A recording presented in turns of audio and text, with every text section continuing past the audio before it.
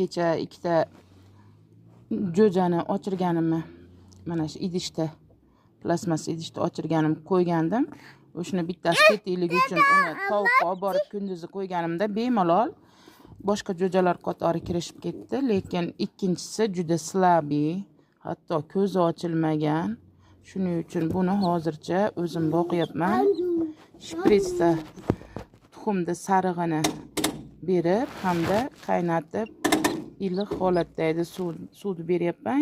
Iliq holatdagi mana. Ko'zlari ham yaxshi ochilmagan, yaxshi yetilmagan tuxum ekan. Tashlab yuborgan uvol. Uni hadeb qo'l bilan ushlasangiz zaholanadi. Shuning uchun mana shu matodan bunga kiyim tikib qo'yganman. Oyoqlarini chiqarib qo'yganman bemalol harakatlanishi uchun, lekin hol yo'q. Shu sababdan buni o'zim 3-4 kun mana shunday holatda qarayman. O'ziga kelgandan keyin ko'ramiz.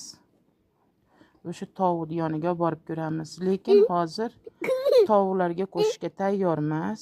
Juda ko'p uxlaydi, holi yetmaydi. Shuning uchun o'zim ovqatlantirib, o'zim mana suv berib, o'rab olib yuribman.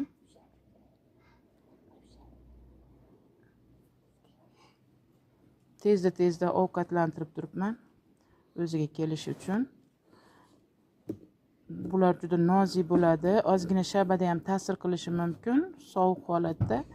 Shuning uchun kunduzi mana shunday sochiqqa o'rab mana dam olishiga yordam beryapman.